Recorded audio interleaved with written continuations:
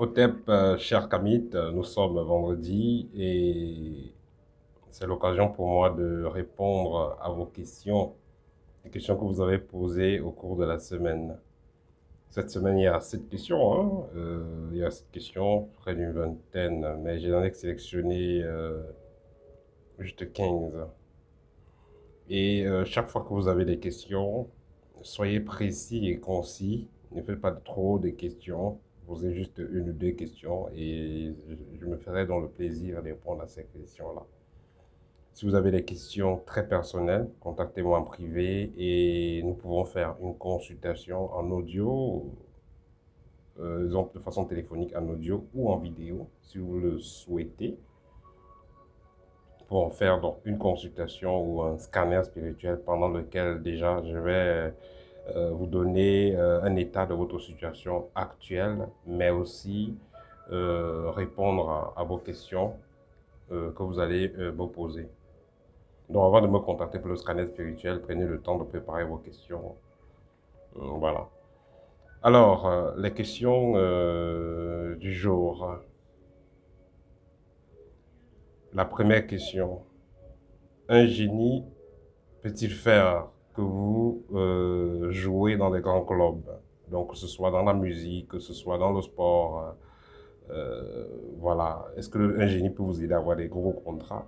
Évidemment, oui. Un génie peut vous aider à avoir des gros contrats. C'est pourquoi beaucoup des artistes, beaucoup des sportifs euh, vont contacter des mystiques pour faire des pactes et autres, ou vont entrer dans des loges, associations mystiques pour vouloir atteindre le sommet dans ce qu'ils font. Le problème n'est pas est-ce que le génie peut le faire ou pas, parce que tous les génies peuvent le faire. Le problème, c'est le comment est-ce que vous allez procéder. Est-ce que vous serez heureux dans ce que vous allez faire? C'est ça le problème. Il y a un musicien qui a, dans ce chanson, a dit que même les milliardaires se suicident.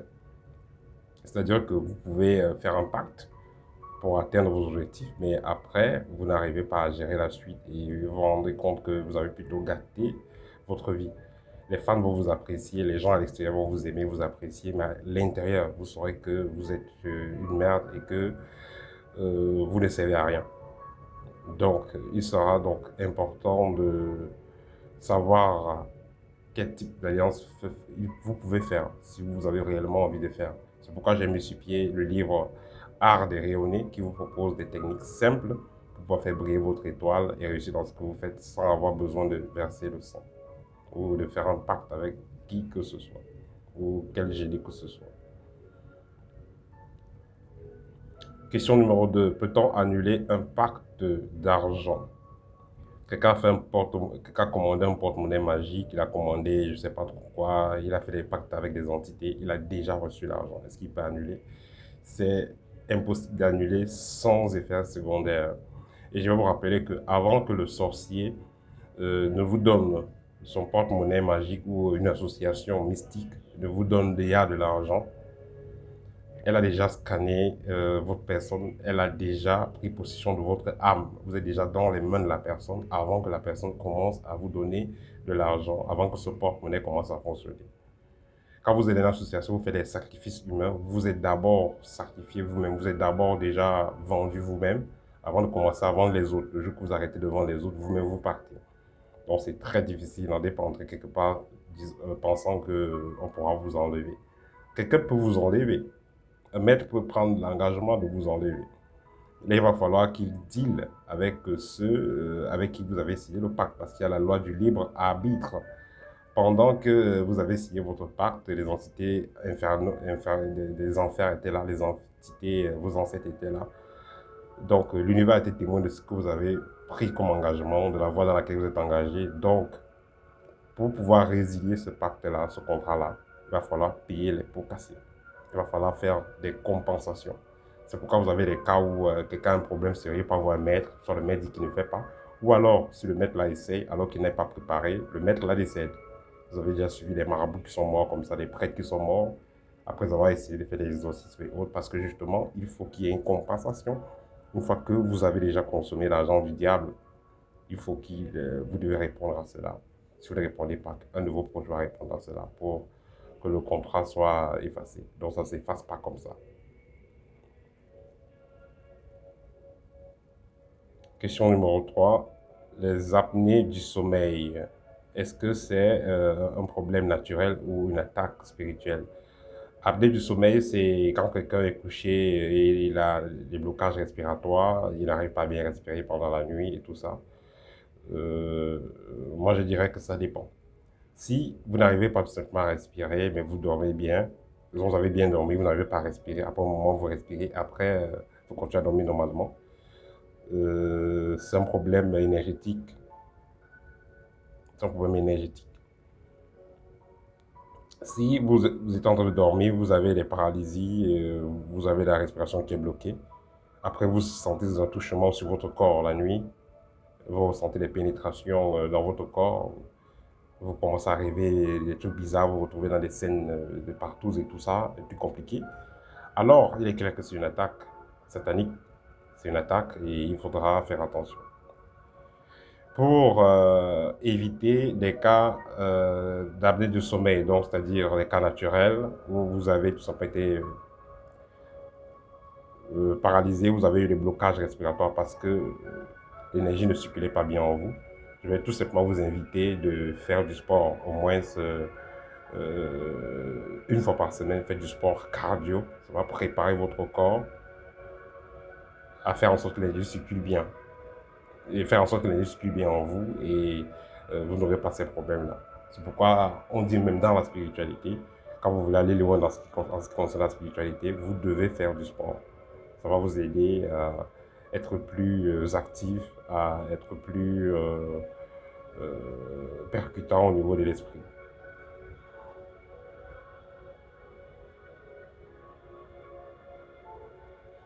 Comment mettre notre troisième œil à notre service s'il est manipulé par une personne? Vous avez un troisième œil qui est manipulé par une personne. Ici, ça peut être dans quel cas où vous dormez, vous voyez des signes bizarres, vous voyez des visions bizarres, des messages télépathiques vous parviennent, parce que tout ça, ça agit avec le troisième œil. Dans ce cas, il faudra tout simplement faire un peu plus de méditation, travailler sur vous. Généralement, je conseille toujours aux gens de suivre une voie initiatique parce que là, vous apprendrez à travailler sur votre santé énergétique, à mieux faire circuler l'énergie en vous et votre aura sera plus solide et ça sera difficile qu'on puisse agir sur vous à distance. Parce qu'on réussit à agir sur vous à distance quand vous avez une aura faible, tout simplement. Question suivante. Doit-on brûler les corps ou les enterrer? J'ai répondu à une question pareille il y a cela quelques semaines. Brûler le corps ou enterrer le corps, ça va dépendre des traditions. Si vous êtes des gens issus de certains pays africains, automatiquement, on va vous enterrer. Parce que c'est comme ça que ça se passe chez vous avec les alliances que vos ancêtres ont eu à signer avec les génies titulaires. Il faudrait que on vous enterre de cette façon-là pour que votre retour dans le monde invisible soit fait selon les règles de l'art, suivant votre coutume. Donc, si vous êtes d'une région où on est supposé enterrer, on peut vous incinérer, là, ça va faire un problème. Si vous êtes d'une région où on incinère, on peut vous enterrer, là, ça va faire des problèmes. Ça pourra créer euh, un problème au niveau du changement vibratoire, au niveau de la transition, au niveau du changement de domicile, comme on dit souvent dans notre tradition.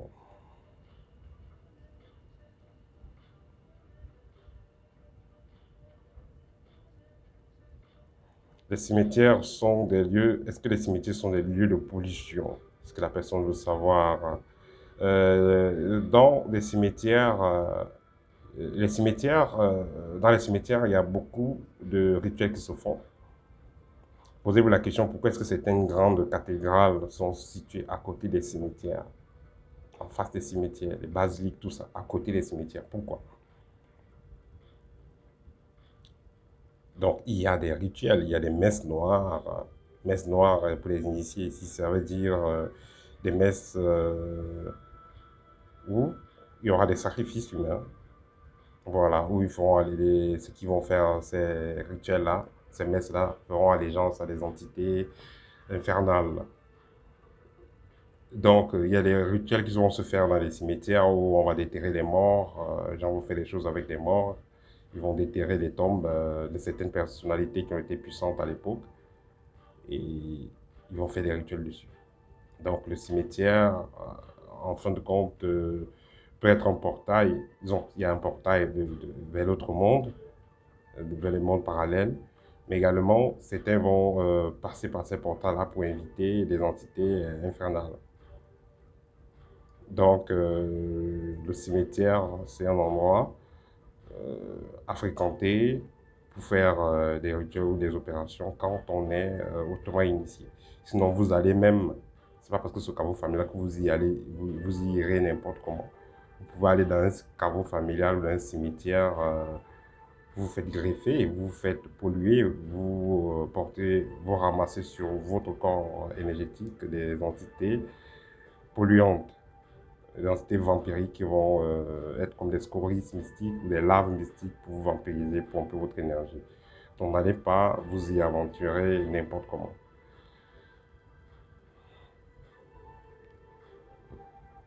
Comment contrôler ses pensées? Une fois de plus, essayez de faire du sport. Ça va faire que la matière grise fonctionne mieux et le cerveau sera plus stable dans vos méditations.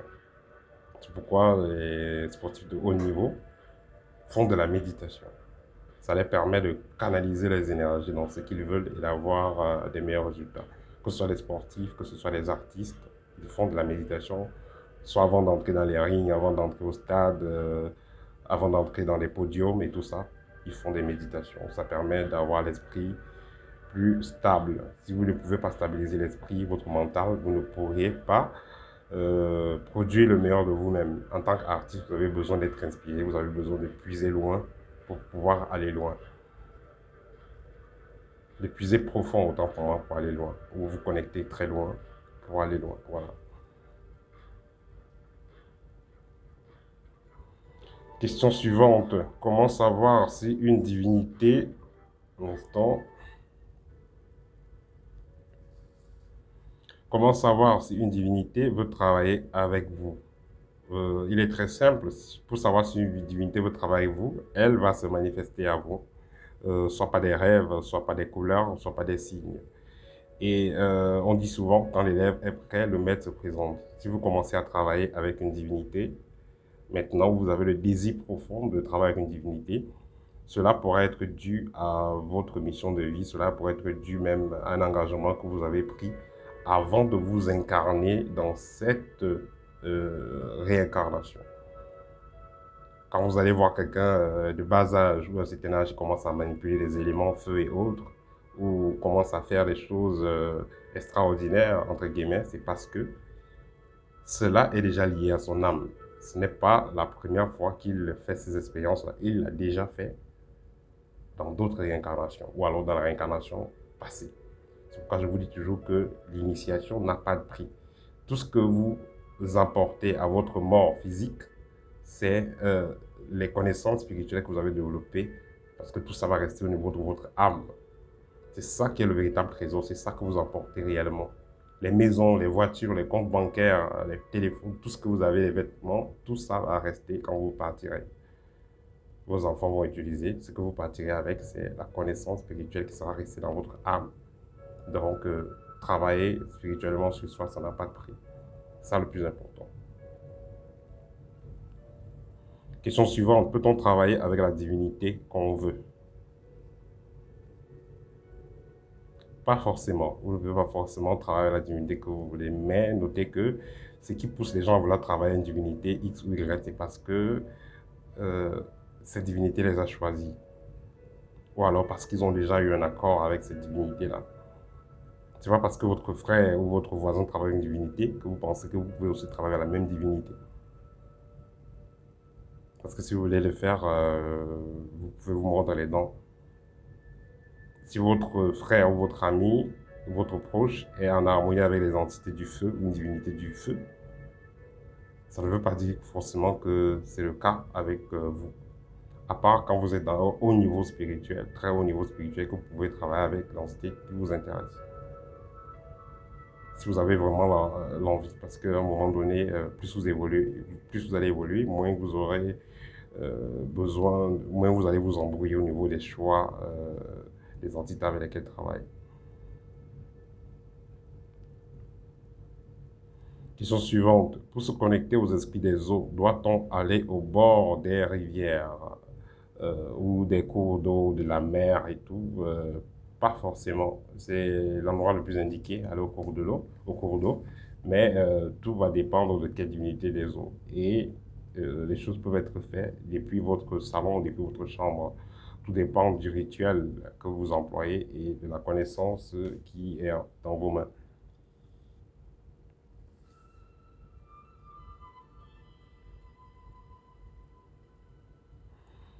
Question suivante. Peut-on canaliser un esprit de défunt dans une statuette pour usage personnel ou collectif et tout ça? C'est une pratique dangereuse.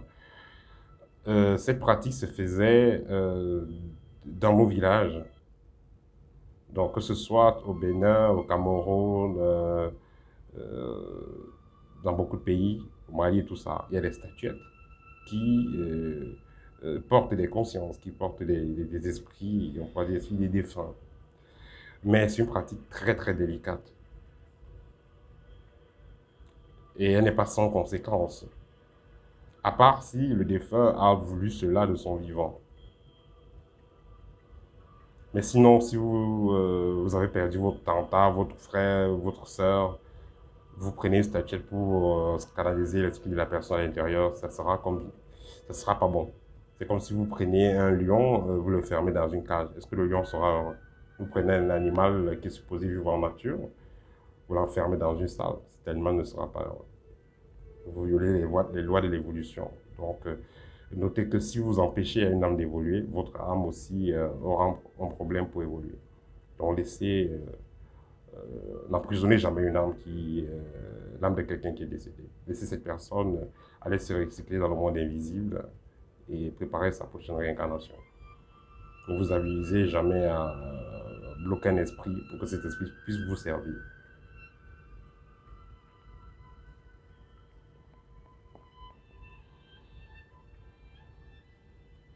Quel conseil donnez-vous pour réussir en tant qu'artiste? En tant qu'artiste, une fois de plus, faites du sport. Ça va permettre d'avoir un esprit plus ouvert. Et voilà. Faites de la méditation. Si possible, suivez une voie initiatique qui est plus pratique. Voilà. Et évitez de mettre la main n'importe où. Parce que les gens ont tellement mis ça dans la tête que pour pouvoir prospérer dans le sport, dans la musique, il faut forcément mettre la main quelque part. Mais enlevez ça de votre tête et notez qu'il n'y a pas de règles sans exception. Il n'y a pas de cas où il n'y a pas de solution. Voilà. Il y a toujours une possibilité d'éviter certaines choses. Donc, restez positif, faites de votre mieux et surtout suivez une voie initiatique. Si vous voulez prospérer en tant qu'artiste. Parce que l'artiste, c'est quelqu'un qui présente les fruits de l'esprit, l'art. Et pour avoir un esprit qui capte loin, qui voit loin, afin de proposer des choses intéressantes, il faudrait que vous ayez un esprit qui soit entraîné. Et qu'est-ce qui va entraîner votre esprit? C'est le travail spirituel sur vous-même.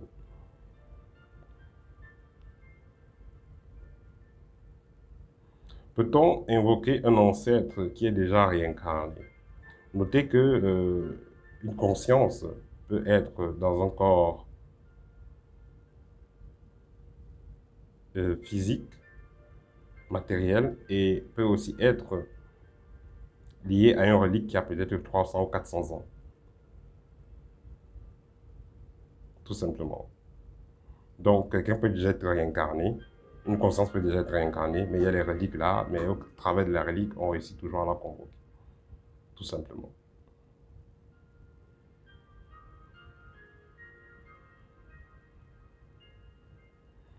Les âmes mauvaises sont-elles brûlées en enfer? J'ai fait une vidéo à l'époque sur l'enfer, le paradis. Alors, est-ce que donc cet enfer-là existe en tant que tel? Est-ce que ça va être brûlé et tout ça? Non, ça n'existe pas en tant que tel. Ce qui existe en fait, c'est deux polarités, deux routes. La première route qui va ressembler à l'enfer, c'est juste une âme qui qui n'a pas accès au village des ancêtres, donc qui ne peut pas avoir le statut d'ancêtre. Ça devient une âme errante.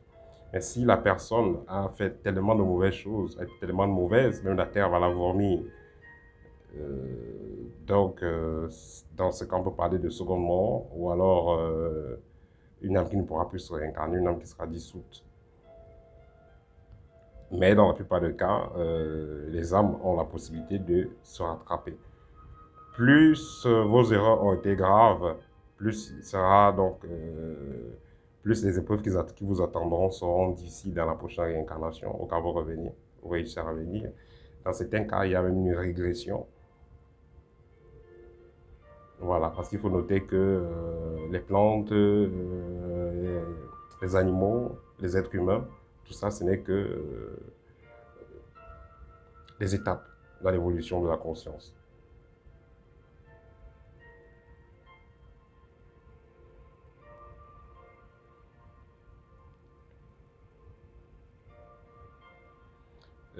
Question suivante.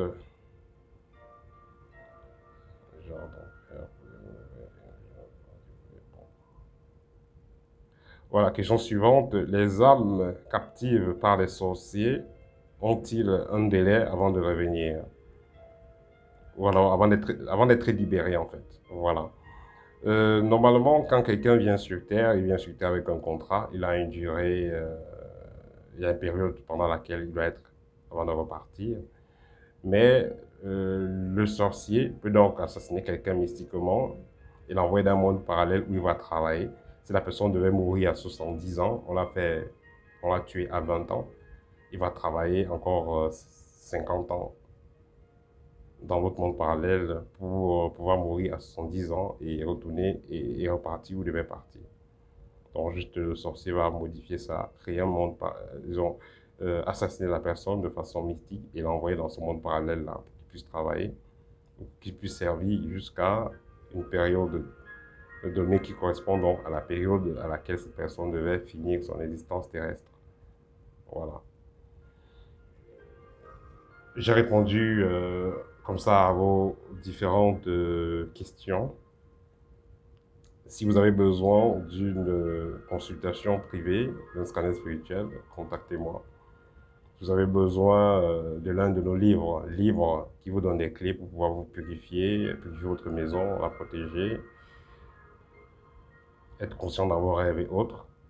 Vous avez besoin du livre Art des rayonnés qui vous permet de récupérer votre étoile, la faire briller, la protéger, et celle de vos proches aussi, comment les protéger et faire rayonner. N'hésitez pas, contactez-moi, je vais laisser mon numéro WhatsApp et mon numéro WhatsApp est aussi lié à mon numéro, à mon compte Telegram. J'ai suivi il y a quelques jours qu'ici en Russie, parce que je viens en Russie, que les comptes WhatsApp allaient être bloqués, mais ce n'est pas encore le cas. Si jamais vous n'avez pas me contacter sur WhatsApp, contactez-moi sur Telegram. Telegram est aussi assez pratique, c'est russe, donc il n'y a pas de problème pour l'utilisation de ce compte-là. Voilà, c'était tout pour aujourd'hui. Bon week-end et à très bientôt.